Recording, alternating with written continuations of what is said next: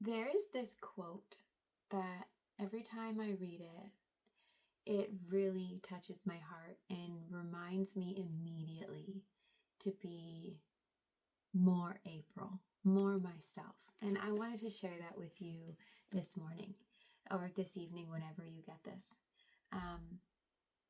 There was a great Jewish philosopher, and he told a story about, I didn't think about how to read through these words out loud because I only read them in my head. A Hasidic Zaddik, or an enlightened master. I'm not sure if I said those words correctly, but his name was Rabbi Zusia. And he often pondered this question, whether he was living an authentic life. Always said, if they ask me in the next world, why were you not Moses? I will know the answer. But if they ask me, why were you not Zusia? I'll have nothing to say. And that just speaks to me.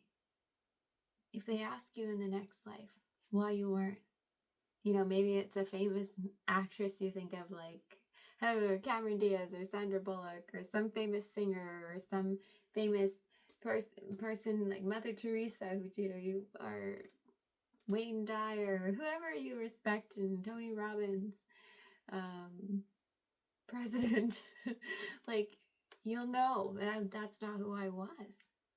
No problem. Pass that test. But if they ask you why you weren't you,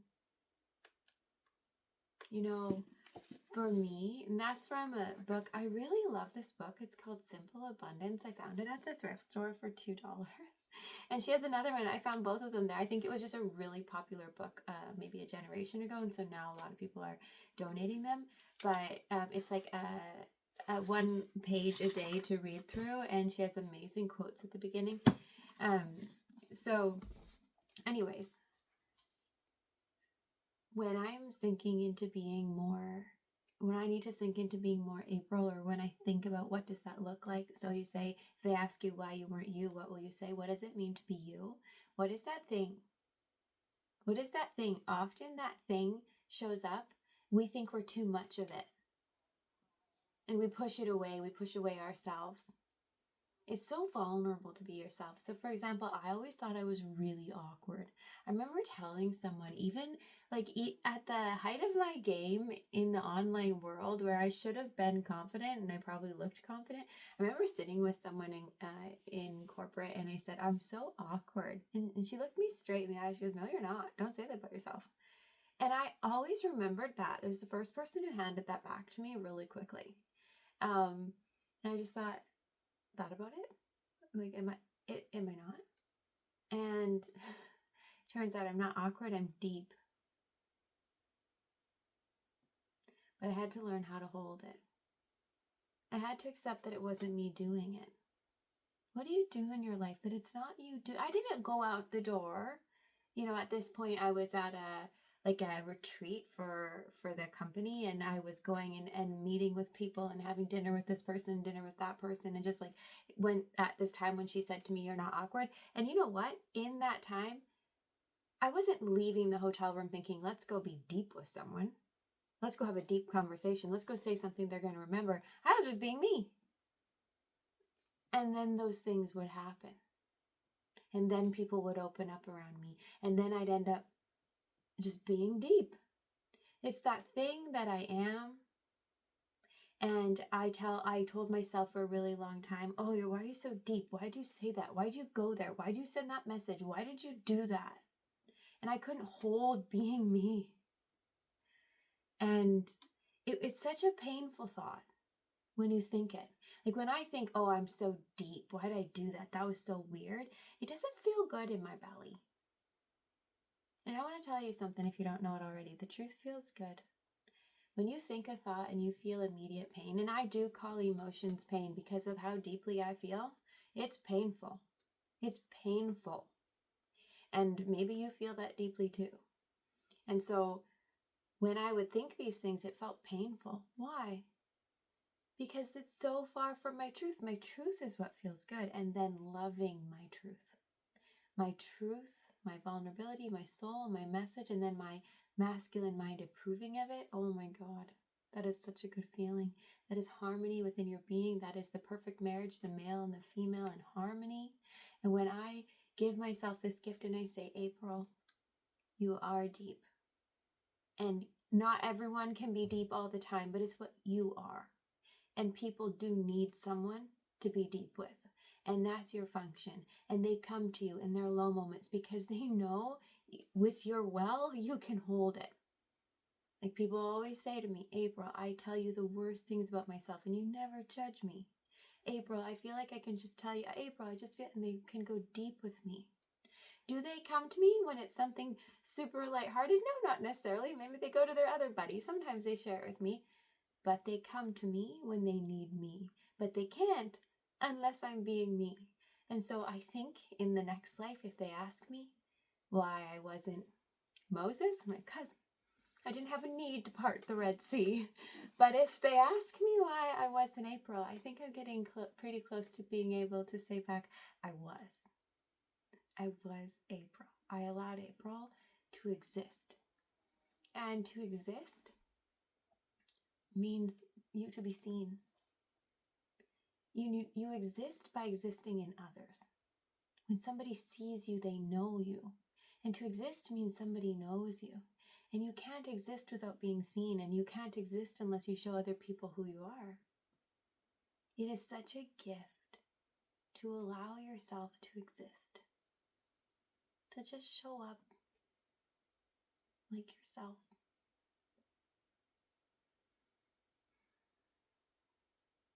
Just breathe into that. I had a friend recently that I'm very close with, and she's very, very gentle. I love sitting in her field. And she's a herbologist, and she really communicates with the plants. It's quite interesting. They speak poetry to her. And she recently sent me, she said, Dill has something to say to you. Dill. The name is Dill, like the herb Dill. And I said, yes, send it to me. And she sent me the poem, the transmission. And what I loved the most about dill, and it's interesting, around this time my daughter and I decided to go and get fresh dill and make potato salad. There's a potato salad we make with beets and dill, and I just kept breathing in the smell and breathing. I was like, there's something about it. It's not this beautiful smell, and yet I love it. I love breathing in fresh, like especially the herb more so than pickles. Pickles have the vinegar, and there was just dill. You walk by her, it's just boom. She's herself. She doesn't apologize for the smell. She doesn't apologize for being so loving, so wonderfully fresh in such a totally different way than a flower. And out of the poem, that's her poem to share, so I won't say any of it here. But for me, what kept speaking to me about dill was, I didn't expect to share this, how she's just what she is. You like the smell, you don't, doesn't matter. She's still dill. And you think about it, so we are nature. And there's Mother Nature, and we are nature. We are created by the same mind. We aren't supposed to smell like the next person or look like the next person. And if I wanted to make my daughter's favorite potato salad and dill wouldn't be dill, I'd be like, come on, just be dill. I need you to just be so potently fresh and smell like, I need you to be you. I need you to be weird. I need you to be, right? But we human beings, we have this ability to be like, nah, we have the ability, that plants and flowers and other parts of nature don't have. They don't get to not be themselves. We have this special ability to get to not be ourselves. It's just like, and we choose it. We choose to not be ourselves because somewhere along the way we picked up a programming that it wasn't safe to be ourselves, or we shouldn't be ourselves, or it's weird to be ourselves, or someone said one thing and we took it wrong because we were an innocent little child and we've never questioned the programming. Well, I want you to question the programming. Because when you get to the other world, I want them to, you get to say, I was me. You got to question the programming. And if you've never thought about this before, then you've never thought about it before. Let's just raise some awareness. Question the programming. Well, what is the programming? How do I know what that is, April? How do I know what's me and what's not me? Right. The great undoing, the great unraveling. Well, let's just have one little lesson on that. You know what's you. There's a softness that emerges immediately the second you turn to yourself and say, you know what? I'm actually not going to pick on you for that. I actually am not going to criticize you for that. You did a really good, you start to be soft to yourself. She'll start telling you who you are. It's there. You can't lose it. All of your friends probably see it. In some way, they might not have clarity on it exactly because you aren't showing it, but it's peeping through. Like if herbs had the ability to not be who they are, and they were to try to mask the smell of maybe dill wants to smell like a rose, she would still peep through. You'd be like, it's funky. It's a funky rosy dilly smell. Rosy dilly. Right? It would peek through. It would be there. All she'd have to do is shake off what she's not. And we are not more complicated than that. You're still you. There's still a way you move that is lighter. There's a way you move that brings you joy. There's a way you move where you're like, all the doors are opening for me today. And then maybe you have some programming come along that says, well, you should go and do that. And as soon as the word should comes in, your stomach kind of turns. But you should, and you're responsible, so you go and do it off your path. Immediate. The should. Oh, that's a fast one that gets us off our path. Should. You know, being never says should. It's, oh, I want to do that. Yes. It's, oh my God, I don't know why right now I want to have this for dinner. And you'll go, and you'll go get it. And then all of a sudden you meet someone at the grocery store that you're supposed to meet. That, it's that simple. Instead of waiting 6 months to meet that person, you met them right then because you honored that something in your stomach went, I need to go to the grocery store. Like literally, it's that simple. It's that simple. I want to make it more complex because I have so many, other ideas or books that I read. I have learned, guys, there's been such a stripping away in my life the last couple of years. Last how many years, but specifically the last 2 years have been the most intense years I've ever lived. I really knew a lot in my head. I think I've said this, but I read hundreds of books I just wanted to know the truth. I wanted to know what I believed. I wanted peace. At the end of the day, I wanted peace. I wanted to feel safe. I wanted to settle, to calm down, to just be me. And I was so indoctrinated from how I was raised that I felt like I had so far to get home. And I knew a lot. Like, man, could I rattle off stuff to you about what I knew after reading all of that. I lived my life in houses. So in the last house I lived in Bragg Creek, Alberta. But this house, it's been embodying. It's been embodying. Becoming what I preach. Becoming. And I've come to realize it's not that hard. Who you are is always there.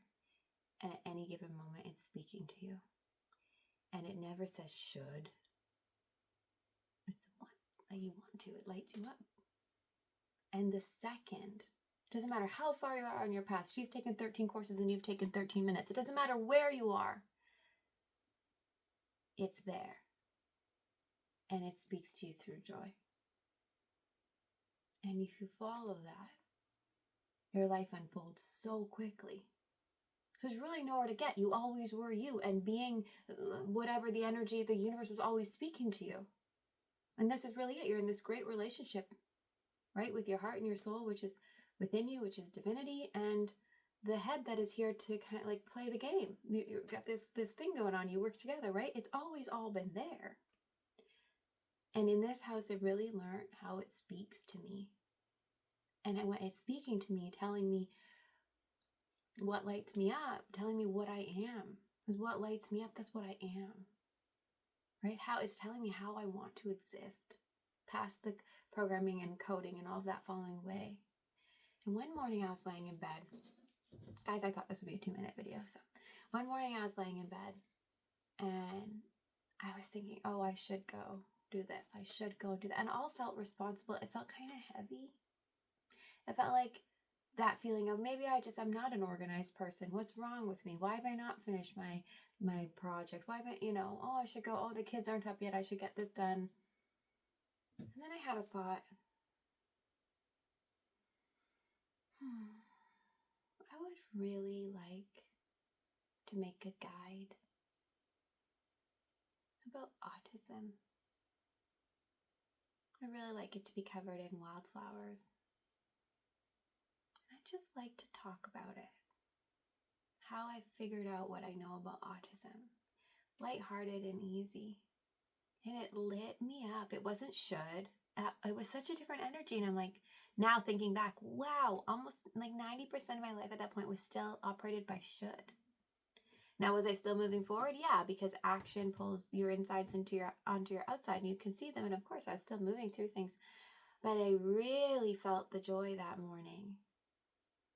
And what was interesting was I processed so much of what autism really means to me. And I started to understand how much I needed my son to be autistic.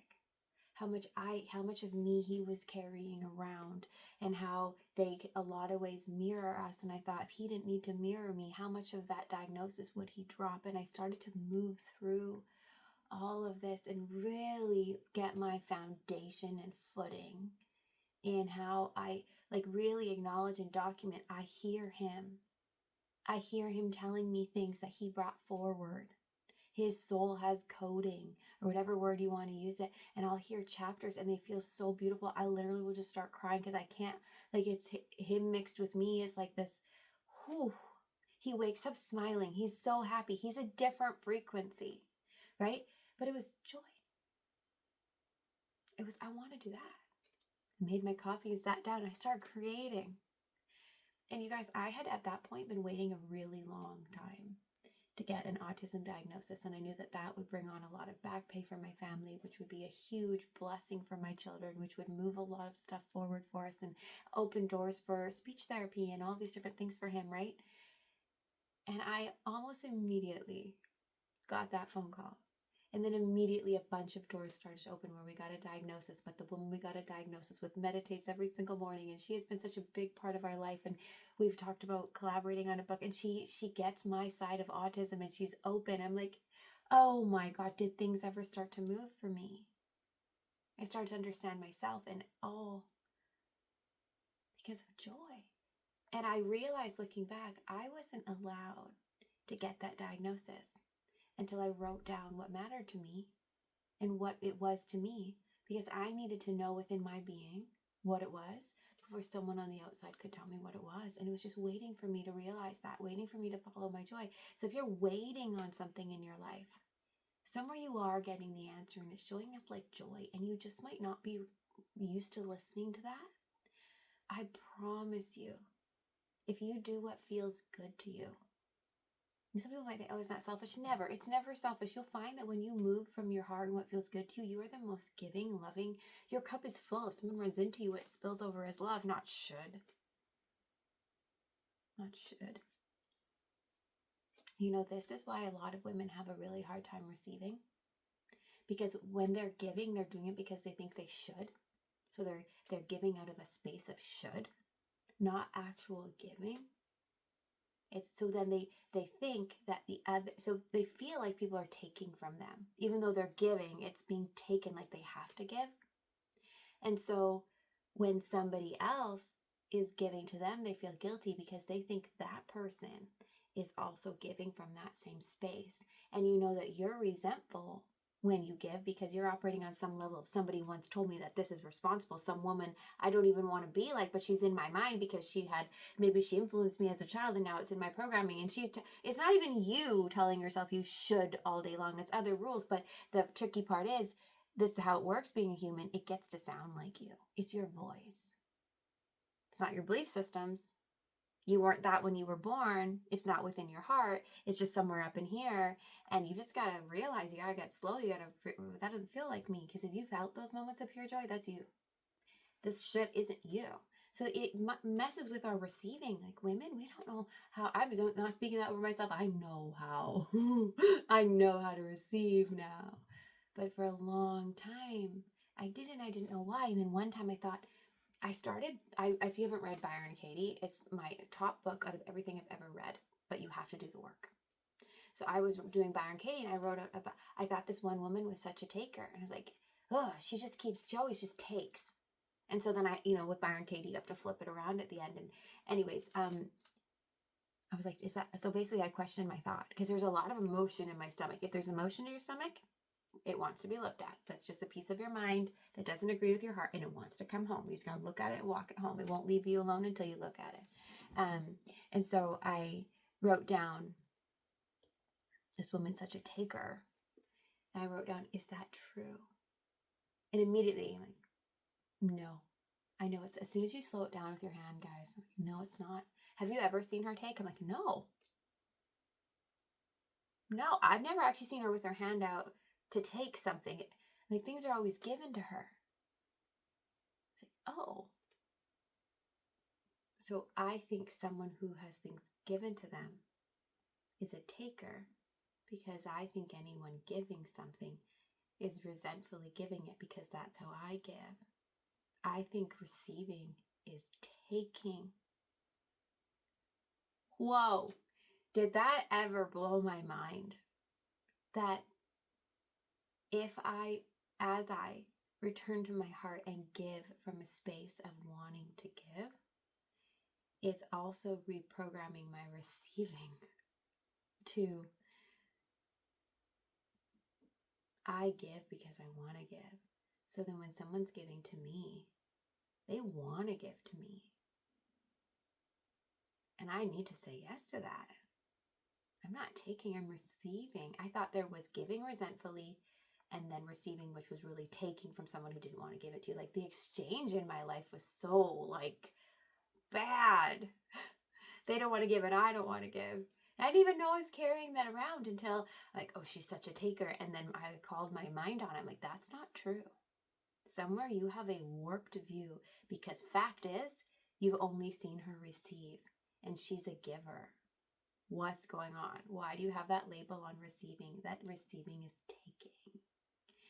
I don't know why I shared that. It was to do with giving from your heart and from a space of joy. And that when we don't do that, we give resentfully. And so really, like, the greatest gift you can give the world is being yourself. It will spill out in joy in how you give, how you see the world. The world needs you to be you. You're missing until you're there. You're missing until you're there. There are recipes that want to be made with all the different people in the world, and your ingredient is missing. And man, are there some places where if you show up, you won't taste good. But there's other places where if you show up, you're going to like make the dish. You, who you are, your unique flavor, your unique smell, your unique message, your unique all of you, you. There is absolutely, and I can say this with 100% certainty, there is absolutely something for you to do here. And I'm going to end with this. If you say, well, I don't know what that is. Well, I know life is already answering you. I'm 100% certain. And what it looks like is a need. There's something or someone in your life that is showing up in front of you. And that person is God. That person is asking you for something because they know what they need is how you need to serve. And when you say yes to it, it's going to bring out a piece of you. Whether it reveals something, opens a door, gives you an idea. There are women who need their children to need them because they need to sit on the floor, because in that moment of joy and laughing and being silly, an idea is going to strike. But until they give in and sit on that floor, they're not in the embodiment to receive it. The mail is there. There's just no one to receive it. They're not at the address. The mail is there. Like, that's what I could say. It's definitely there. It exists on your timeline. It's there. You're just not there. That's it. That simple. So what is in front of you? I heard a pastor say one time, and this is not a Christian recording, I'm just spiritual. I believe all religions are saying essentially a lot of the same thing. But, I read all the different religions. And so I heard a pastor say one time that the table set before you, the beggar at the table You think they need you. But what you need is them. Because your unique table and your unique person, you're vulnerable, your person who needs you. Everyone is just God, right? Everyone is. Like that's, if you can see God in everyone, God can speak back to you through everyone. So let that just fall off your eyes and see the truth for a second. One day I was asking God, can I see you? I want to see you. I want to see you. I just want to, and it said, see me and everyone all around you. I was like, oh, it moved me. The way it hit me, it moved me. And so they're there speaking back to you. You need that. If you answer the people in your life, you can't get it wrong. And I promise you, if you start, instead of looking everywhere outside of yourself, you start moving within your life. And you start moving with the written in story, like anything written into your story with a divine pen, it's not wrong. It didn't mess it up on you. I wanted to say it didn't fuck it up on you. It's a little hard for the energy of this video, but I do like to drop an F-bomb. It didn't fuck up on you. Like, you're good. You're good. Yeah. What's in your life?